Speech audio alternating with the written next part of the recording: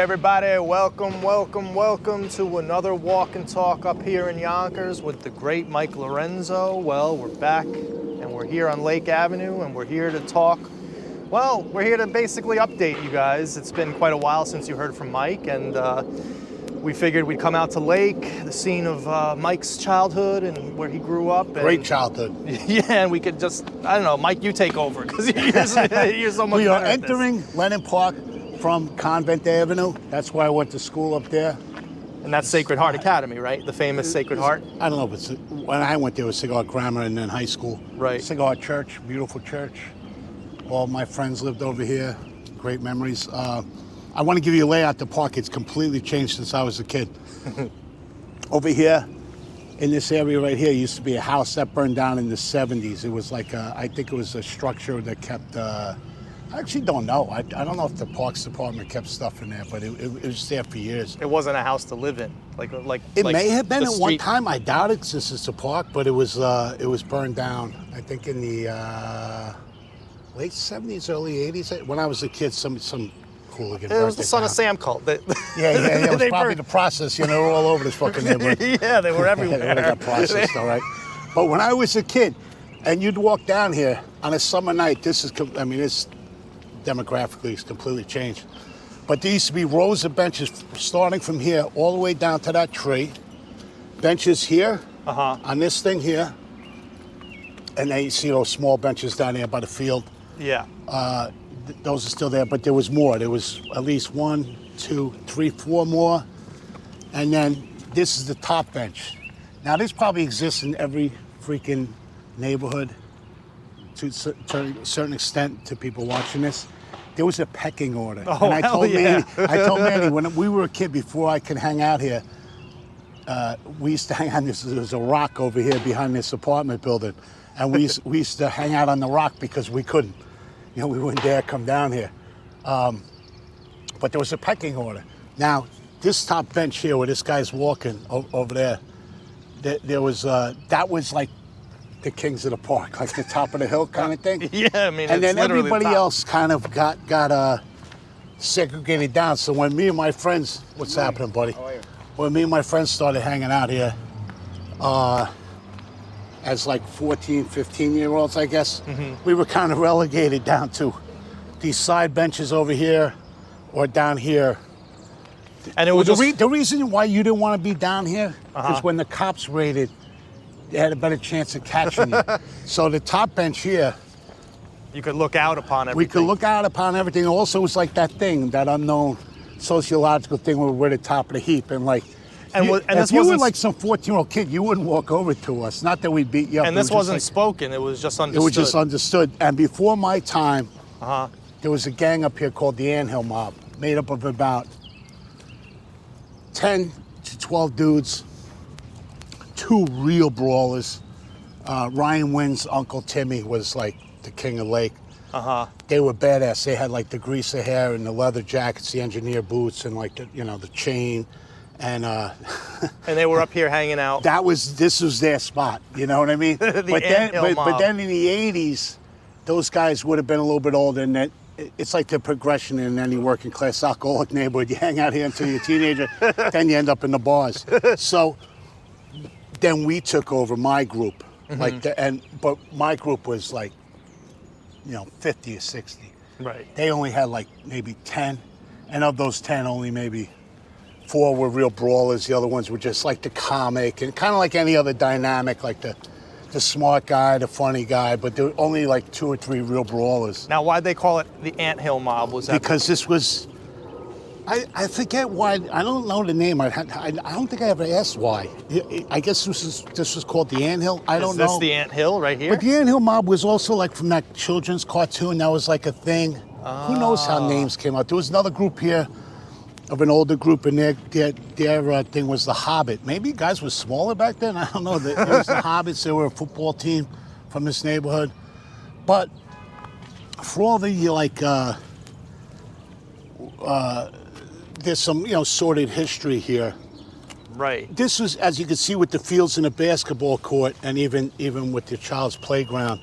When I was a kid, that was sand. But this is always a kind of more of like an athlete neighborhood, like you play. Even these guys who were in Untermyer, Right. they were good athletes. But they got into drugs more than me and my friends did. Me and my friends were basically just beer drinker type of dudes. Right. Most people over here, but you see over here, that walkway next to the... Let's walk down to it. You see that walkway next to the... So the cherry trees there? Yeah, next to the playground. Yeah. We used to call that the sand people. They were the weirdos. They were kind of like the Untermyer types, you know, kind of Right. hippie, kind of like. And they would. It's so weird, like how they we wouldn't interact. Like we just say, oh, that's the sand people. Like you wouldn't even like. Was that named after Star Wars, the Sand People, or? Possibly, you know, I don't know, like, you know, unless I was a big nickname giver, but I didn't, you know, nickname. We just called ourselves the LA Boys. But then when we got older, we formed our own social club, actually at like 21 years old, which I'm very proud of. Like the oldest guy was like 25. We formed our own social athletic club. Really? To play sports, and we rented a place on Lake, like in the basement. Wow. This was the shit house. This is what we call the shit. And we'd play stickball against there. Right, right. And of course, this is the neighborhood where Maury Terry said that every member of the Son of Sam cult lived. That was not like. That's not a thing. That's not true at all. I mean, no way. Like this, no way. I mean, it seems like he took known perverts from the area. Like you got Scout, who lived up there on whatever that street is called. Lewis, yeah. Lewis Avenue. And then you have Taco Grady, who hung out at the bars here. Taco was definitely a freaking a pedo. And you knew him in real time? Oh yeah. I remember him, but not from the '70s. Again, like, cause I wouldn't know the older guys until later on in the '80s when you do hang out in the bars and stuff like that. Right. I don't even think he was from Lake. Like there'd be certain people from. No, he lived on Bruce Avenue down by Carroll. Yeah, by Carroll. Lake drew like from all kinds of walks of life, from areas, but I don't know what Taco's connection was to up here. Maybe a cousin or something. Mm-hmm. But that wouldn't be like. It was not the norm. Like 99% of the people hung around here were from Lake, you know, or right. You know, Siglehart Parish, Morningside, this kind of area here. And was this? I remember I was playing stickball here. My friends had football practice in 1978. This is just an aside. When Bucky Dead hit the homer, and there was this kind of older, kind of mentally challenged guy. He used to walk around the radio. He was, you know, he was an innocent, sweet guy. Maury would have thought he was Beelzebub, but he wasn't. He was just. He had parents. He lived. He just. And he said, Bucky Dead hit a home run. And everything just stopped. Even the football practice, everybody went nuts, you know, because he hit the home run against the Red Sox in '78. Now, do you believe the stories? I kind of know what the answer of this is going to be, but I'm asking this mainly for the audience's sake. Now, there are all sorts of, after the arrest of Berkowitz, all sorts of stories about him being seen at a pool hall here. There was no fucking pool hall on Lake Avenue. Or, I'm sorry, the bar with a pool table. No. Listen, man, you know, when I talk, I can only talk on what I know. Mm-hmm. But because I hung around, even in high school, I hung around a lot, actually down by where you live, down at 242nd Street. Mm-hmm. That was actually a poppin' place back then, where all like the Manhattan College bars. I hung out in Inwood because I played ball and I went to school with a lot of kids from Inwood. Right. And the Bronx. And those areas were heavily Irish. They were back everything, then. you know. Oh, they were. Yeah, I mean, it was already changing, but I'm not that old, dude, you know. So what's up, guys? So, but like any place else, like those, we used to call them the Jasper bars on 242nd. But like in the local bars on Marshalloo and stuff like that, those were neighborhood people. I could go in there because I would be with dudes from that neighborhood. Right. Same thing with Inwood. Like the Liffey and these bars down there off of 207th Street. Mm-hmm. I couldn't just amble in there because that was a neighborhood bar. And everybody, again, I don't think it's distinctive to Lake Avenue because even down the north end of Yonkers, even down in South Yonkers, there's going to be neighborhood bars where if you're not there, you're going to get confronted. Mm-hmm. Like, what the fuck are you doing here? Who are you? Especially if you're a weirdo. Right. And you kind of come in unannounced. It's not a place that you would just walk in. This is like the 70s, 80s were just a completely different era. People weren't, weren't as accepting, you know what I mean? And I'm telling you right now, where this food town is, that's the Emerald Isle. Yeah, that's a notorious spot. Yeah, notorious, I guess, if you're not from my neighborhood, but yeah, it was a bucket of blood. I mean, if you were, the chances of you getting into a fight in there on any given night, even amongst your friends, was like 80%. So, this is where Rinciari, who was a cop at the time, said that he got attacked by some guy. I've had friends of mine who were cops during my time, including one guy. Here's a quick story. Just wait a minute. So I'm in there after a racket, but not drunk. Like we just came from some either retirement party or some kind of thing. And I go in there, and Lake Avenue was still Lake Avenue. And this guy that I worked with, he was a bad drunk. He was arrogant, belligerent. Mm-hmm. And he was in there. And then a friend of mine from Lake, like just not a cop, just an old friend of mine. He's a belligerent drunk. So I'm in there, and I see them arguing. I went up to the cop, I said, listen, this guy's a friend of mine. Just go on the other side of the bar. It's not worth it. Then I went to my friend, listen, this guy's belligerent, but I work with him, you know. So basically, they both told me to go fuck myself. So I said I could do two things. I was with another cop. I said I can beat them both up, which would have taken 2 punches because they were so drunk, or I can just leave. So I leave. The next morning, I get a call at my apartment. 7 in the morning, the phone's ringing off the hook. I pick up, it's my buddy from Lake. Was that guy really a cop? Yeah. Why? What happened? Oh, yeah, I knocked him out. I said, okay, well, now if the cops come, don't drop my fucking name. You got to take the collar. Right. Because I told you. Right. So the circumstances are what they are. So, yeah, that was just, I mean, again, I don't think that's that distinctive from any freaking other neighborhood, you know, as far as that culture of you know, wherever there's alcohol, a lot of guys. This wasn't a disco where, like... Right, this was a working neighborhood. This was like local. a thing where, you know... I think guys sometimes came in here looking at freaking brawl. I don't know. I mean, the neighborhood looks, it looks nice. But you're saying, when did you said something earlier when Lake was still Lake. When did this neighborhood change and like what did it Well, it's my change generation into? all moved upstate. They all moved to, like, same thing happened in the Bronx and Brooklyn. Right. Late 80s, early 90s. I think a lot of it has to do with, I guess schools, once they started the busing, like years ago, if you lived around here, you could walk to Gorton. Mm-hmm. Or if you lived in East Yonkers, you could, you know, the kids who went to Lincoln and Roosevelt, they usually lived in those neighborhoods. This is a cool street, the way it looks. Morningside, yeah. Well, I'll tell you one thing, when I was a kid, it completely changed, but my sister used to live here, in this building here. But I knew every single person in every one of these homes. Through the church, through the high school, through the grammar school. And we were allowed, when we were like 7th, 8th grade, come down and get lunch. Not before that. Uh-huh. Come down to Lake Avenue. Yeah, we used to get like an Italian deli. We got a little meatball wedge. I know you call them heroes down in the Bronx, but we'd walk and, you know, just be grab-assing. And one time I'm walking, and my friend, I was an altar boy with him, and he was a tough kid. His father was huge. They were all big Irish guys. So I'm horsing around, blah, blah, blah, laughing, walking up, and I cursed. This guy, where's the house? Oh, right here next to the red garage. That's where the O'Gorman house. It was about an eight big Irish family. Uh-huh. But, what's up? So, he comes out. Morning, how you doing, brother? He comes out, he says, Mr. Lorenzo, how dare you? And I said, right in the shadow of the church.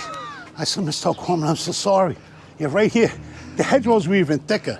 He just popped out of nowhere. And I'm like, and I was just like mortified. I was like... How old were you? I don't know. It had to be over 12, you know, 12 or 13. But I think there's still actually a couple holdouts from when I grew up who live around here. Probably the one who keeps the house nice. Yeah, I mean... But there'd be like roses. Even though it's small and it's not, people would tend to their homes, you know? I mean, this looks like a tight, like it was once a very tight-knit neighborhood. I mean, very, it's like yeah. you're saying. And the houses are actually physically very beautiful. Yeah, I don't think it's, I don't know because I've been out of police work for a while, so I don't know the ratio of calls around here. When I was a kid, nah. So back in this neighborhood, back in your day, this neighborhood was strictly white ethnic, of Irish, Italian extraction. Were there any? Now it seems like There's a more lot of Hispanic Hispanics. and black. But like, you know, when I used to get mad, I think I told you this on the side one time, when we still had the club up on Lake. I was in there watching a game or whatever, you know, it was maybe 15 years ago. Watching a game, and there's a younger generation, like maybe that person be in their late 40s now. He's like, hey Mike, huh? Fucking neighborhood, huh? And I said, you know, number one, it was never like Rye. It was never Scarsdale. It's not Yeah, it was never like but you know, I get it. I get the affection. We all have that with memory. But I said, listen, dude, people leave. Like my generation, they left. Right. Like our parents didn't leave. They stuck it out, and that's why we had this bond. But once we got into working career ages, and I get it. I'm not like blaming people. Like, I can't send my kid to Gorton anymore or wherever, or I can't afford. It was cheap, really, to move upstate. Right. Yeah. I think when my sister bought her house up there, she was living on Warburton Avenue when she first got married in an apartment. I think she bought a house for the co-op for like 80 grand. Like, so it was a matter of finances. Right. Besides the schooling. And it was just a demographic change that happened in every New York City There was area. such Everybody went there north. was such a way, like you know, like people say, oh, the Catholic scandals, why a lot of these places closed. That's obviously part of it, but another part of it is that this used to be a feeder system for these schools. So there was actually a waiting list to get into Sacred Heart Grammar School. I don't know about the high school, but the high school was packed. Every class was packed. I think they're down to just one building. At one time, there's 3 buildings, but every square inch was like taken up. Mm-hmm. And same thing like with Cardinal Hayes, all these different schools in the Bronx, Tollentine. All these schools that are now closing now. They used to be packed. Power Memorial had like 4,000 kids in Manhattan. They closed my senior year. After I graduated high school, them and Tollentine closed because I played against both of those teams in high school. Yeah, they just closed 2 parishes in my neighborhood, St. Gabriel's and St. Margaret's. I'm not quite sure. St. Margaret's, I don't think so, because I was at a wake recently and I saw a bunch of kids in school uniforms. That's in North Riverdale. Yeah. There's one by Van Cortlandt Park across from the former pool hall that just closed. They even torn it all down. Fieldston? No, it was Fieldston Pool Hall. Yeah. Oh no, that's Visitation. Visitation, that closed. Visitation was right over the Deegan. Correct. I went to school. That was my brother-in-law's parish. And it just speaks to just this demographic shift that you're speaking about, Yeah. where all these neighborhoods, like your parents stayed because sociologically it was still kind of the same from when. Yeah. But yeah, a lot of shit really changed in the 80s. Late 80s, early 90s. Right. Yeah. For everybody. Yeah. I mean, I go back like to my. I say, I don't think it's distinctive to Exactly. Northwest Yonkers. You know what I mean? It's like, how you doing? Although things do get accelerated here just because of how many people are here and the pressures of housing. Yeah. And so, But the point is, like, even before I moved and I was living like in North Yonkers, north of here, down by like the North End. Mm-hmm. Like, oh, this Dominican family moving in. I said, yeah, good. I said, when people sell their homes, like, these people may have like grew up in Washington Heights, right? Say, they work or whatever. For them, Yonkers is a step up. This is a step up, correct? This is a step up. Even within Yonkers, say you grew up down on by School Street, Park Hill Avenue, right? Right. But you have an opportunity to move to Northwest Yonkers. You're going to jump at it, like for that. So there's all these progressions. Right. I think people kind of lose focus of that, and it's a void. Like if I own the home, I need to sell it, and like the home's not. The Grossmans or Lorenzo's moved out. Oh, we got to level that home. I mean, this is the fucking real world. You know what I mean? Right. And speaking of real world, we're now approaching near 212 Voss Avenue, the home of Maury Terry. Yeah. And so he used this neighborhood as the backdrop. He basically said that this entire neighborhood spawned the Son of Sam cult, and it all came out of That's here, gross. Sacred Heart High School. That's fucking gross. I don't want to get too into it, but yeah, just your opinion on that thesis of like... That's completely gross. Number one, it's lazy. Like, would he have a hard on for somebody he went to school with? just gonna throw his name into the box, like to. It's so silly because this was such a staunchly Catholic neighborhood, and and I'll be honest with you, I was kind of I think I told you before, I wasn't like a choir boy, like, but let me stop for a minute, all right? Yeah, of course. Can we stop? Yeah. So, it's same thing about like the changing demographics and everything, police work and everything. When I was a kid, our pastors, one was Father Richard Donaldson and Father Bernard Smith. Richard Donaldson was a very kind of, he had cherubic face, very nice, but there was like a dignity and like a presence about him of respect. Again, it goes back to different times. St. John Lake, I show you that park, Leonard Park, on a Friday or Saturday night, I'm not even exaggerating, at least 300 kids in there. Mm-hmm. One cop. That's all that was needed. Because even though we were rough around the edges, like there was a respect for authority. Right. There was a respect for these priests and these pastors.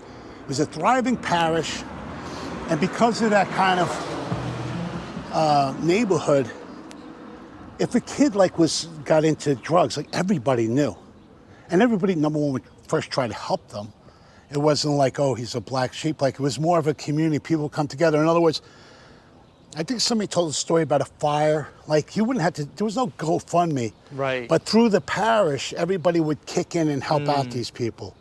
There was all kinds of scholarships for the poor. Because, to be honest with you, this neighborhood is working class. But in the same parish, if you go west, 2 or 3 blocks of Park, even on Park Avenue and west of there, yeah, it's big money. Heavy money. Real money people, you know, lived over there. So, and there was always kind of a divide. Like, I went to school with some kids and, petty jealousies because they did have money and maybe you didn't. But there was a divide, even in this parish, of the working class. And kind of, but the wealthier people did take care, their kids did play for the sports teams. Right, they didn't separate themselves out. They did. Like they maybe had a little more cachet within the thing, like in the parish, like their kids would, whatever, you know what I mean? Right. But for him to say that is really insulting, because I think I would know, like if anything happened. Now, maybe just in percentages. Years ago, I was talking about Cigar Heart to a good friend of mine, and he said that a brother had touched his ass. This guy wasn't much of he wasn't a liar. It kind of just came out of left field. I'm like, really? And he was a brother, not a priest, but he was my Spanish teacher, and I got along with him great. Mm-hmm. And he was a good teacher. Right. So, but I also had to trust my friend, because just to come out with that at like 40 years old is kind of weird. But in this neighborhood, no, there's no Satanists. I mean, well, he had the entire class of freshman class of 1964 killing Karen Wallstrom in Van I was born in Cortlandt Park. '65. I'd like to believe, I would tend to believe that my generation was a little bit more, we got away with probably a lot more than kids did in the 60s. Uh-huh. In the early 60s, when it was still kind of conservative, crew cut. Yeah, they're going to be in Van Cortlandt shooting and their high school teacher in a satanic ritual. I mean, it's ridiculous. Again, not that it's unique to this area. Is there going to be a small percentage of kids who get into drugs? Yeah. I mean, I don't care if it's here or Rye, New York, or Scarsdale. Right. As a matter of fact, I think Rye and Riverdale, are probably more prone to do that. You know what I mean? I went to Bronx Science. Yeah. And that school was rampant and rife with the most exotic... My friend got kicked out of Bronx Science from Riverdale. Who I met, and he ended up in Cigar Heart. He was telling me kids were making acid and mescaline. The most exotic drugs you ever wanted could be making got it, though. And making it. Yeah. Yep.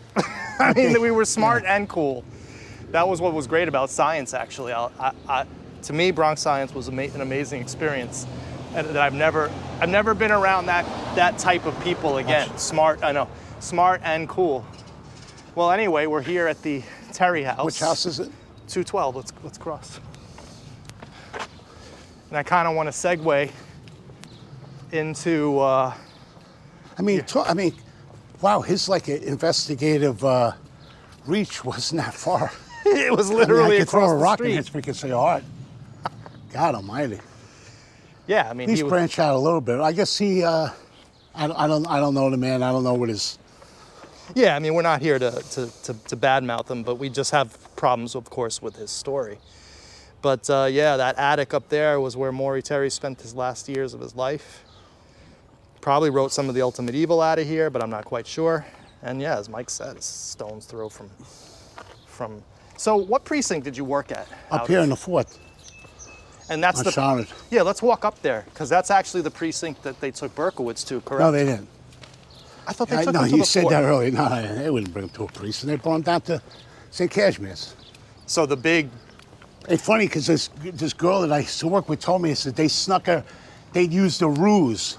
They put her in the back of the car with like a blanket over her head. Uh-huh. And like, because the press, I guess, one cop probably, had somebody from the Daily News on, on their speed dial, payroll, called bar. them, blah, blah, blah. So they used the ruse, but they came in another way. They came in another way to St. Casimir's. No, I'm sorry, when they left. When they left Yeah, Pine because Street. remember when they came in, they did have them, right? Coming out of the police car in Yonkers. Or was that show up just in New York City? That was just in New York City. Okay. There's no footage of him in Yonkers. Yeah, so that's what I think there was two entrances to the DD. One through right off of Nepan and then one off of Elm Street. So they would have taken him there Yeah. rather than up here. Nah, they wouldn't bring him here. There's no interrogation So room. no processing? No. Wait, why not? If it's a precinct house. No, you don't. It just all goes to the detective. DD, yeah. For questioning, yeah, DD. We have rooms, we have the one-way mirror. Then again, they didn't keep him anywhere in Yonkers for very long because it was a New York City crime. Right, well, he was collared in Yonkers. Technically, if I go down to the Bronx and I'm looking at Manny Grossman, right? And then you come out of the building, I stop you, you got a gun on you.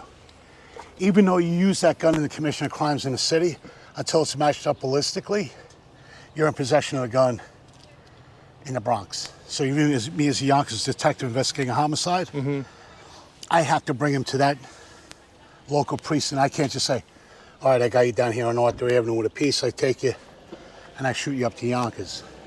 I gotta go to the local place unless I'm a Yonkers detective. This is what I got. We think he's a murder suspect.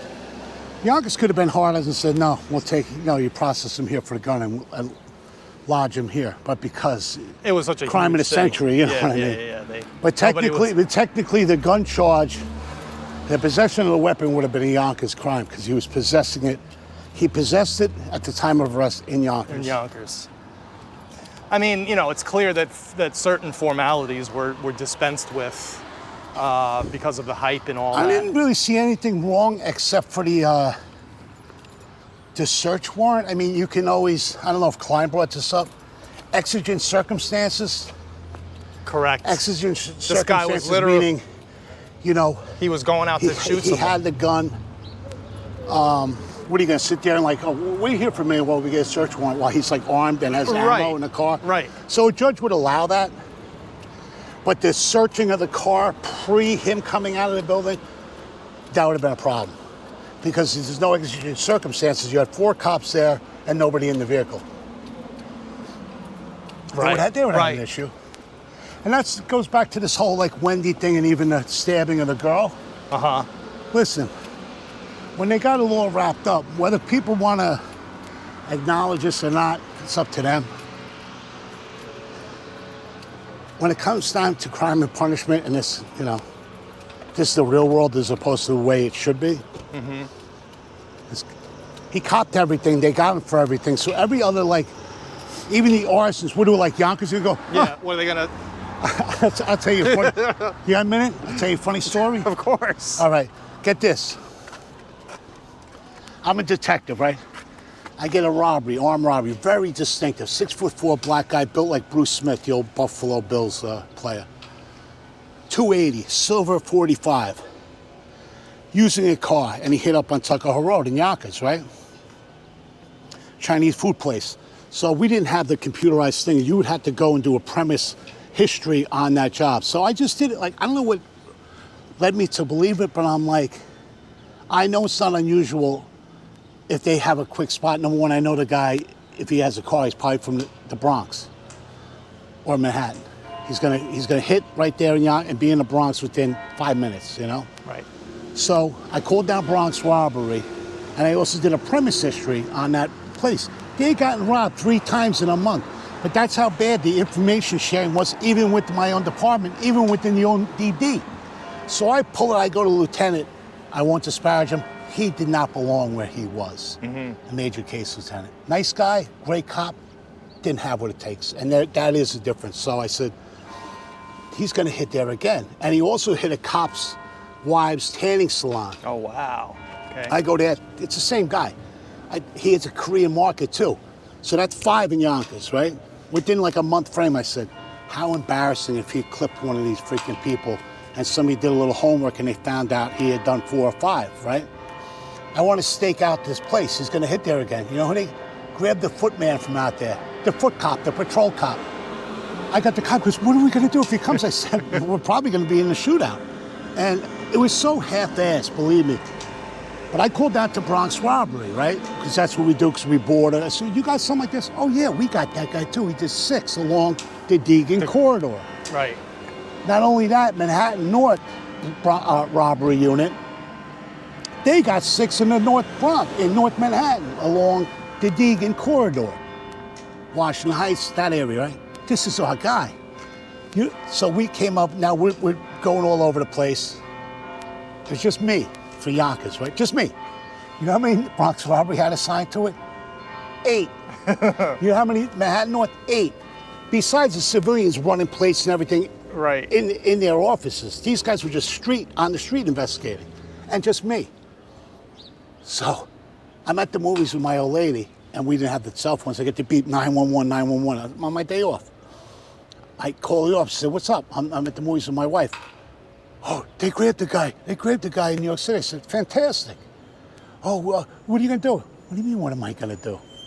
The guy got like 18. I said, I'll get him tomorrow. And he's, oh, you don't wanna go down there now? I said, where am I gonna go? Like, they got him. Right. So I go down to the Bronx, but again, because this guy had no investigative experience, it's like going back to Son of Sam. Whoever gets him is great. Like, it's a win for everybody, Right. you know, whether, so I go down to Bronx robbery. The guy had AIDS, even though he was huge.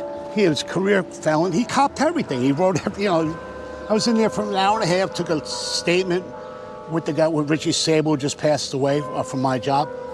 Take the statement, I bring it up. Oh, now this guy said, oh, I would have liked to make that grab.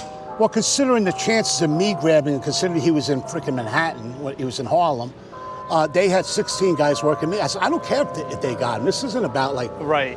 a dick measuring contest. They got him, hooray. You know, nobody got killed, thank God, or you really would have eaten shit if you killed somebody over here. So we got now, the process is we got to bring this guy down to the 4A precinct where they have a big show up. Bring all the victims from Manhattan, Bronx, and I bring my people from Yonkers. I almost had to headlock the Chinese guy because they don't want to leave for 2 minutes. They'll get a robbery, they'll be shucking egg rolls 10 minutes later. So I'm really like, you have to come with me. I go down there. I think Lumpy might have been with me, and then I grabbed another, the girl from my friend's shop. We do the ID. Of course he did it. You know, like, you know, it's 6 guys in a room, one way glass. Yeah, that's him. Statement. The police commissioner's down there. I don't know if it was Giuliani, whoever it was. The top Morgenthal's down there from Manhattan. The Johnson's there from all the DAs, top DAs, all the press. It's a big job. My boy, the guy says, goes, they want you to bring him back here. Bring him back here, and we'll charge him up here. I said, I won't walk out. I'll go into that jail cell. I'll be next to him in handcuffs if I try that. Do you understand how some of these departments, like, you know, Omega, they had great guys. I'm not using this like to say that the cops effed up. My point being is, you know, nothing's perfect. But, well, you know, so getting back to the Wendy thing, like what he was telling me, a lot of people having a problem with the 32. Okay, granted, you know. Was there any, when they searched your apartment, was there any Molotov cocktails in there? Right. Was there or no? No. Oh, okay. But he used them, right? He did use them. All right. And then was there any like blood-stained knives from the foreman? In other words, they're gonna wrap it up in a bow, and even if you say like, oh, but you know, like say you're the Needles, oh, that was an effing guy. Right. I want him charged, right? Right. They're gonna be like, listen, the guy got 4 life sentences. It's like putting a nail into a dead body's foot. You know, it's like, what's, you know, and also it's money. I hate to say it, but it's like allotting how much money and overtime they went through on this case. For something pointless.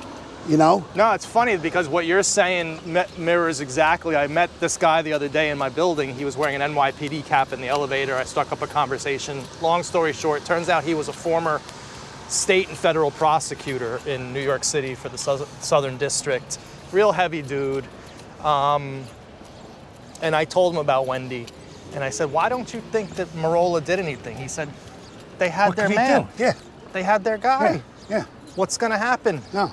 They're under a budget too, you know. They can't just like, oh, I'm a, you know, Lone Ranger. Like, Right. Let's go to the fourth and let's take a look at the front of the fourth. You're at the panel of grand jury, all right? So you're gonna inconvenience 30 civilians to indict a guy who's never getting out of fucking jail for the rest of his life? No, I mean, you know.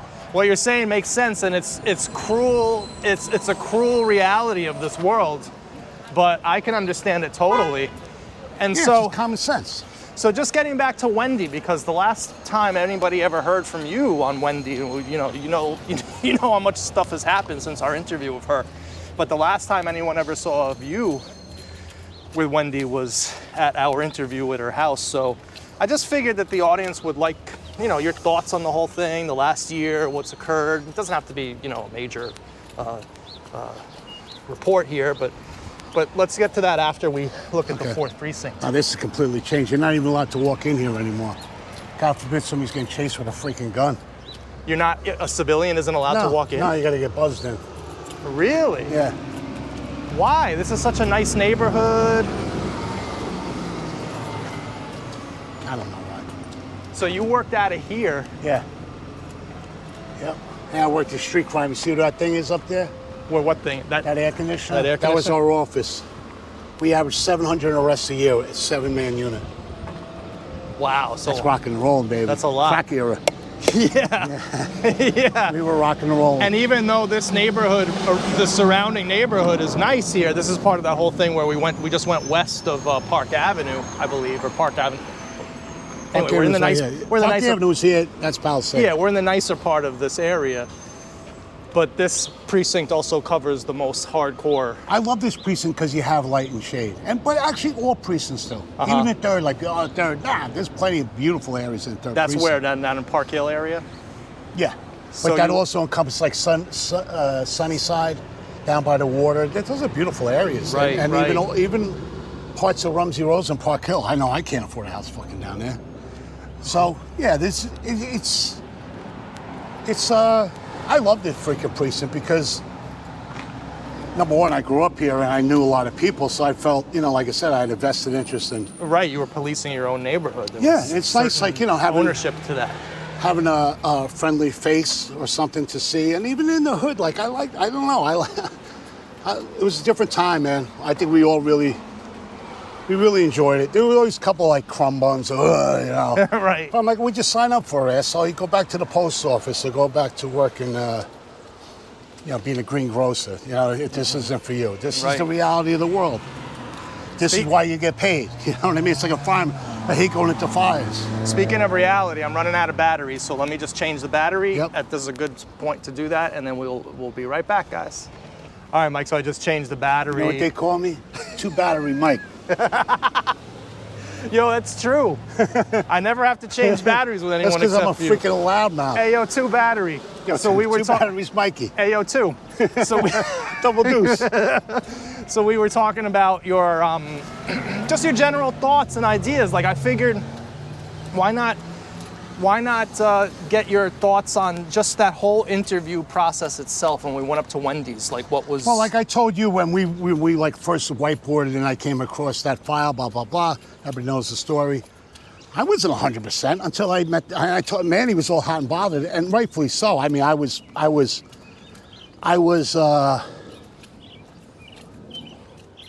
not positive, but like, you know, I had good feelings about it. But until I met the person, I mean, if I went there and she was a kook or like the things didn't match up, I would have just dismissed it. Right, and what most people don't know about that interview is that you actually insisted, and this speaks to your integrity. You actually insisted that you speak to her first before the camera was even turned on, and I remember losing some really great moments that I knew we weren't going to get back. But why did you do that? Because I wanted, you know, to be not totally confrontational, but you have to be. I mean, on a case this old and the mitigating factors. The only thing is that Klein brought this up. Like in all my time, not that I'm a 40-year veteran, but worked a lot of cases. My dad certainly worked a lot of cases. I worked with a lot of guys who worked a lot of cases. Klein's worked a lot of cases. I've never had a random stranger on stranger car shooting. Hang on, let me just throw this out. Yeah, you know, that's actually a great point, and that's so what I think. Everything is percentages. Like I told you about this guy doing the robberies over by the Deegan. They're hitting the Bronx. People don't really deviate. Like most crimes are passion, robbery, sexual, and the hardest ones, and those are, not that they're easy because they all entail work, but the hardest is the stranger. Right. No motive. What's the motive? Right. And, you know, once I saw the files from the Bronx cold case, because I told you, I was like, you know, 99, most of the time it's the husband. Right. Or family, but like, you know, she had no life insurance. Like everything just added up to a stranger. And then the mugshot. I mean, not the mugshot, the sketch. And the area, the criminology of it. The only thing that doesn't match 100% with Berkowitz is the caliber of a weapon. But we know at that point in his life, he did not possess the .44. Right. But every time he's had a weapon, he's used it. Admittedly, rifle, used it. 45 and 22. Used them both. One on Rocket and the other one on Harvey, right? Right. Molotov cocktails. Again, there was no remnants of Molotov cocktail making in the apartment, but we know he did use them. Right, and like you said, no bloodstained knives with Michelle Foreman's DNA on it either. Now the 32, either he chucked it, or in all likelihood he sold it, because you know, we're not talking about you know, he could have chucked it, or he could have sold it to another person. I mean, when I sell a gun, not that but when I do, like say if I sold one of my guns, the guy I bought it, like who bought it off me, I give him all the ammunition to the gun. I say, hey, give me another $20 for the ammo. I mean, I would imagine that that gun, he just chucked it, because why even be connected to it? I would say 50 to 60% of gun-related homicides that I've handled personally, never recovered the weapon. Now that either means that any cop who's ever worked like the shit, I don't want to walk down there. Okay. This is actually, I had a lot of friends who lived on this block. This is a nice block. Dudley, yeah. But we used to laugh in the hood. If that guy's running with the gun, Klein will laugh when he watches this. And the guy throws it, you better get that gun right away. That thing is going to have fucking legs on it like you wouldn't believe. Because some asshole's going to look, they don't care that it has a body on it. That's a free gun on the street. Right. Very hard to recover. So just the whole notion of Berkowitz having a 32 as a professional law enforcement officer means nothing to me. Means nothing to you. No. Okay. No. All right. We just that's a movie. Like, you know, Michael only used the fucking hatchet. Yeah. Like in Michael Myers, or like, you know, go through. It's criminology. You show me the target area of patterns, especially on a homicide like this, and victimology, circumstances, time of night, right? All these things. Well, everything. You would have to deny, but the sketch. I mean, This is, again, pre-Berkowitz on the radar, pre her ever seeing Berkowitz. Done before the first known Berkowitz shooting. Right. Before the first 44 shooting. And out of the gazillion possibilities, she does a kinky hair, white, Mediterranean-looking male with no facial hair. With the Cupid lips, with the full lips. I mean, let's try to be somewhat fucking reasonable here. I mean, I just say, if it wasn't Berkowitz, well then who was the identical twin that used the same criminology, the same time period, the same kill zone, the same stranger? That's why, like, when you said, well, Mike did get hot and bothered even after we got the thing, because that's it. That's also drilled into me. It's actually even not, I can't even attribute that to being a cop. I think it has more to do, like, with my sports background. Like, oh yeah, you got this big hit in this game, or you hit this bucket, right? Or whatever. But I'm going to continue to be playing basketball. I'm going to continue to play baseball. As a cop, even though I'm not a cop anymore, once that case is over, it's like there's going to be another case. Like, you don't just hang up behind and go, all right, for me, or like the last day, number one, your last year on the job, they don't give you any homicides for that reason. Actually, it's like 2 years. Like, if you say, as a detective, it's usually a year, just from my experience. Uh-huh. They're not going to give you a fucking active homicide. What, are you going to come back and move to Florida? Oh yeah, Mike, that homicide's on case now. I'm retired now. Right. You have to fly me up. It doesn't make sense. Or say it doesn't get solved. It's almost a waste of manpower from good supervision. If you have a good supervisor, hey, don't give Grossman the case. He's retiring in 9 months. Right. He can assist for the overtime. He can assist. He's a good cop, but don't make him the lead. You know what I mean? Uh-huh. But yeah. So, yeah, this whole Wendy thing, I mean, basically what it boils down to is, you know, because he didn't confess, we're never going to be satisfied, really. We can't say it was him 100%, even though I truly believe it. So it's kind of like this debate that's going on, but it's clear to me that the people who are really against it being Wendy, they just hate my guts. So they're like, that's factoring into the decision here. So, you know, that's factoring into their mindset, their hatred for me personally. Well, the way I look at it, it's not even my opinion, or even Klein's opinion, or your opinion. If Klein ran it through his higher-ups, and Klein ran it by the Bronx DA, and they okayed it, that's good enough for me. Does it mean it was a winnable case in court? No case is 100% winnable. If he had a good attorney, if Wendy, God forbid, wasn't able to testify for health reasons or whatever, you never know in circumstances with a case. You could have it where you appear to be a slam dunk. I shoot you in the middle of this park with 80 people here. Right. I got the gun. You never know. Right, right. Look at OJ. I hate to say it, but like, there's always a possibility. So would he be convicted of it? I don't know.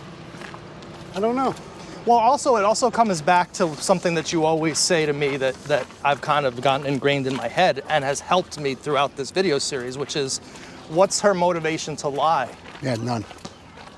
Exposing yourself to these freaking online kooks, I mean, she needs that in her life at this point, you know what I mean? Although I'm sure this woman's tough. They're from that generation. They right. You know. Well, she got shot 5 times and crawled to safety. Yeah, I mean, yeah, she's a lot tougher than I'll ever be. That's exactly, for damn sure. And also, women are actually, believe it or not, in my opinion, I agree. They are kind of like emotionally tougher than they have more than we give them credit for. Yeah, they're more resilient than. But like you said, you know, I don't think she did it for the fanfare. Is she like she? What fanfare has she got? Could be writing a book or anything like that. You know, I mean, it's like. I mean, until now, 50 years later, she hasn't even been believed or listened to. So what fanfare is she getting from this? Right, exactly. And don't forget, like, she was, you know, I have a cousin who's blind, so maybe I'm more empathetic to it. Uh-huh. God, losing an eye, it's such a savage. I mean, the other wounds, you know, like, yeah, she healed up, and I'm sure she still has pain just because they say once you're shot, even though you're completely healed, there's always going to be some pain there. Some pain later on, and some tenderness in areas like could last for your whole life. I mean, I sprained this but finger. To lose a freaking eye. I know. God, look at this. You know what I mean? Be able to, and a beautiful woman, and for what? You know? I know. for this guy's sick, needing to get out his frustrations that night. That particular night was so important to him to get his frustrations out. The bottom bench, I feel like a freaking new Jack on Lake. The guys. Oh, nerd, all those cool guys are up there. Stop throwing the bottle caps. We used to whiz the bottle caps down on him. He's back. Yeah, man. So, yeah, you know, the Wendy thing, it came, it went. Hopefully, she gets a little bit more play in the media as time goes on. And I guess the best thing that I can hope for is that it just becomes part of the story, even if people want to debate it.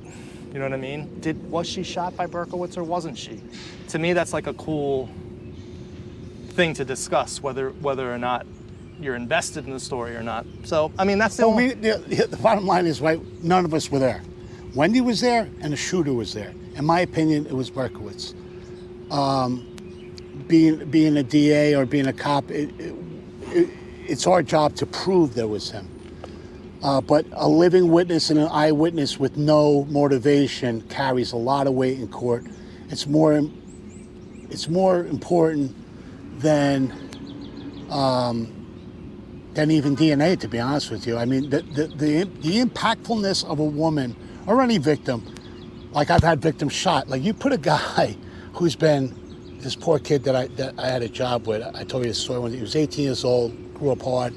When he was like a little guy, he got run over by a car. He finally got his settlement money, so he was a kind of ghetto kid. Goes out and buys a big gold chain. Pre-cell phone days, he goes to make a phone call to one of his girls. Some other bad guy, not that he was a bad guy, some bad guy in a bad neighborhood sees him, says, I'm gonna take him off. He's got a little 22. The kid was Jack. My victim was Diesel, he was a big kid. He goes, points a gun at him. I guess the kid went, F you, bang, right through the neck, Ooh. quad. From that moment on, 18 years old, right? And that was actually a tough case. I was all over Tarnation to track this guy down. That's why I told you all these assholes on the street, these monsters that just ooze out of the freaking cracks in the sidewalk. Oh, the cops got the wrong guy. The guy ID'd the bad guy. He didn't even know him. You understand? But you're gonna lie about some guy making you a fucking quadriplegic? Yeah. A stranger? Yeah. I spent more time proving these witnesses or these street losers who have nothing to do but sit around the gossip all day. I'd spent more time negating their gossip than I did catching the bad guy. And it took me a long time to catch the bad guy. Right. But we were going to go to trial, and like you realize, not to be crass, but you put a guy out there in a fucking motorized wheelchair with a breathing tube through his neck. The guy can have the greatest attorneys in the world. That guy's going to be found guilty. Yeah. Because why would the fucking guy lie? Yeah, exactly.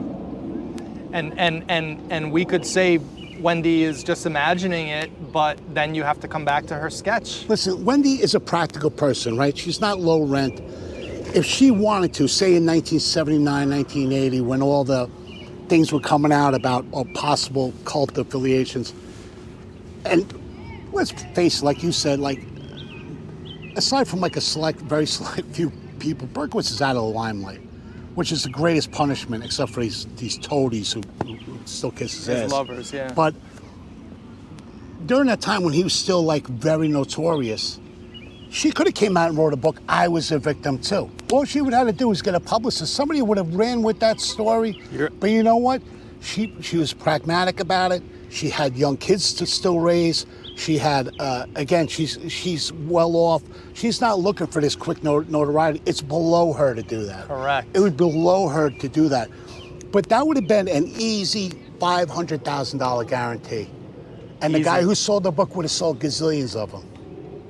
Or she could have sued back then. Like, it just could have sued the department for malfeasance, even though they would have been covered because somebody, we got the guy. Like, you know what I mean? And to kind of like, bring him down from upstate all the time down to the Bronx. That's not like people don't understand. What is he going to just like? You have to go up there with a car and extra security to bring him out of jail, bring him down to Bronx every day. Cases take months. I mean, just the money that goes through, people don't understand. Trials cost so much money. That's why when people say, oh, the DA, they want to run with it. Again, there's budget restraints. There's practicalities that they have to think about. As a detective, we want all our cases to last months because that's the only way we make overtime. I was telling a story like, it's your job, but when the guy, like I get a guy, down in the projects, he shoots another asshole, shoots him in the head. I grab him that night. Guy fesses up to him. We got the gun. I'm like, it's never going to trial. It's never going to trial.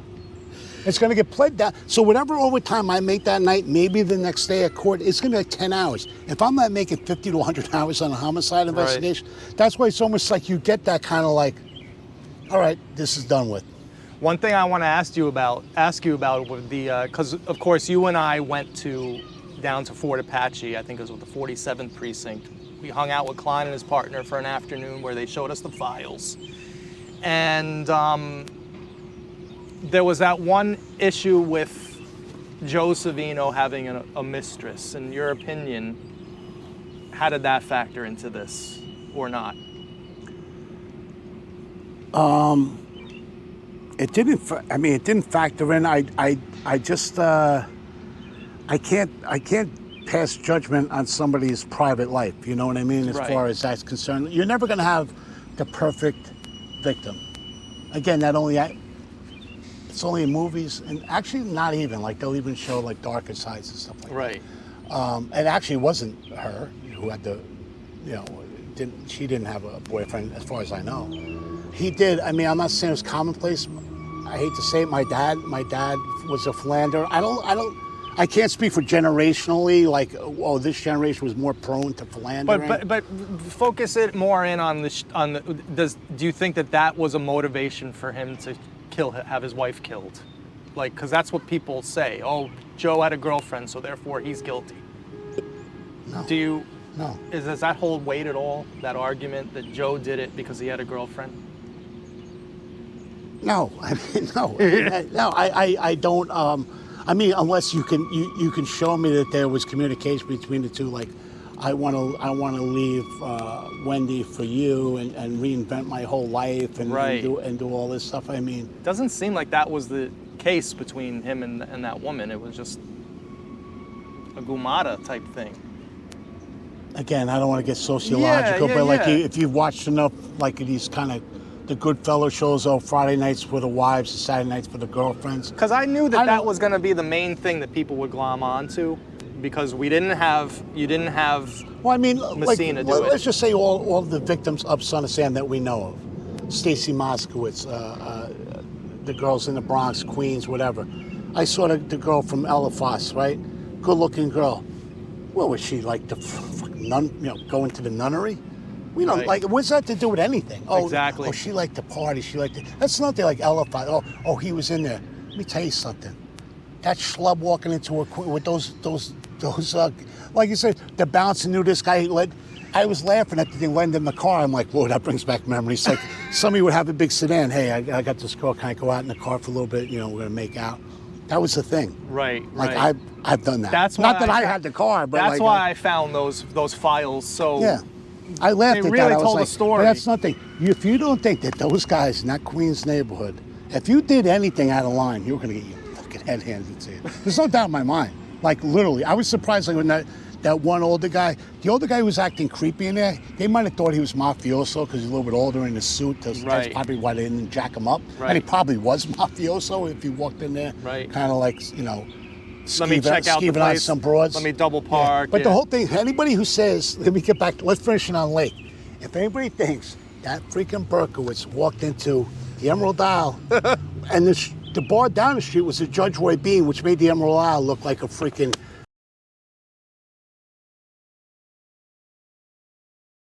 So anyway, let's carry it on from where we left off. So Mike, before we had some other weird glitch here. I don't know what's going on. So now you're battery, Mike, boy. So 3 batteries. So you were talking about real quick about how if Berkowitz stepped foot in any one of those bars in the 70s, well, no, it never happened. And I'm telling you right now, I don't know who told you that from this neighborhood. You know who I am. I'm not challenging you to a fight. I'm challenging you to an intellectual debate. You're lying. You're lying.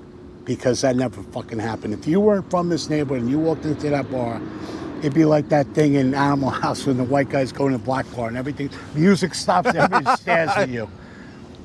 It would have been confronted. I'm not saying like, oh, you know, it'd be like walking into like the Ravenite Club with Gotti. Right. But again, he wouldn't have been like I wouldn't just again when I was and he was young, 20 years old. Let me just walk into this fucking neighborhood bar in the Bronx. You know, not one of the college bars. Just what they'd be like, who are you? Yeah. What do you want? We're closed. I mean, again, they would be like, oh, how are you? What's your name? What's your zodiac sign? You know, like there's stories of there's Berkowitz. good food over here if you like. If we have warm bread around the corner, they would have been like, nah. And here's my daughter. What do you want? What do you want to drink? Bud. We don't serve bud. I mean, you would not have been welcome. You just wouldn't have been welcome. So, I'm just trying to think if there's anything we missed discussing today. We covered Lake Avenue, Wendy. Anything on Wendy we want to? No, I want to just again sticking up for my own neighborhood. Again, I'm not going to be a sociologist. I've learned from playing sports, from being a cop, from being around. We're all the same breed, man. Every neighborhood has its own little quirks and kind of things, and there's nothing distinctive about this from fucking Omaha, Nebraska. I'm convinced of that. I've been around this country, okay? And actually, New York, I've always felt people disparage New York. Get out. Go down to Florida and let me know how you feel down there. Because I be honest, I'm a cop, I'm a street guy. I get shook when I'm in these certain areas of Florida, Georgia. My son was out in Arizona. I got news for you. We're okay here in New York. Do the stats. We're like the middle to like 1/3 in all major cities in crime. That's just a fact. I don't care about what the New York Post says. It's just a fact. But getting back to this neighborhood, that's Yeah, Maury turned this into a satanic... And I'm not one of these guys. I never was part of the yearbook club or like, you know, the choir of Sacred Heart and like the fundraisers. As a matter of fact, I should actually do more since I am an alumni. But I'm just not a joiner of things. To make. But I got a great education here. The priests and all the nuns, yes, they were strict, which again leads like they wouldn't have put up with it. Father Finian, who this place is named after, Father Finian Manor, apparently was like a real tough guy who wouldn't like he would literally you couldn't walk into church even if you were poor with like without like with jeans on. Right. And this is before my time, but he had that rep, and he ruled with an iron fist. He sent all the priests down here. That's something I forgot to tell you. If one priest came down here during the day, because we would sometimes come, I tell you, man, I think we'd be better off with the cop. Because we'd have to see that priest every day. That's the kind of neighborhood this was. Right. Was it distinctive from any place else? No, I don't think so. But it wasn't. I don't think. But you don't. But this whole notion of this neighborhood being a satanic hotbed of teenagers killing their teachers in Van Cortlandt Park. Absolutely fucking ridiculous, man. Patently ridiculous. Patently ridiculous. All right, Mike. Well, I think that's basically it. You have any last words for the audience before we say goodbye? Try to top my 3 battery day. Sorry. Yo, I don't think anyone's topping 3 battery Mike, and so that's basically it. So Mike, thanks again once again for spending your time with me out here. Had a great time. I think we learned a few things. I'm sure nice the to audience see kids loved playing it. in the park, right? Look at that. Nobody on their phone. There was a couple kids up there playing hoop before. Yeah, in fact, That's the way it's supposed to be. That's the scene I'll end up on. Yeah. Good vibes.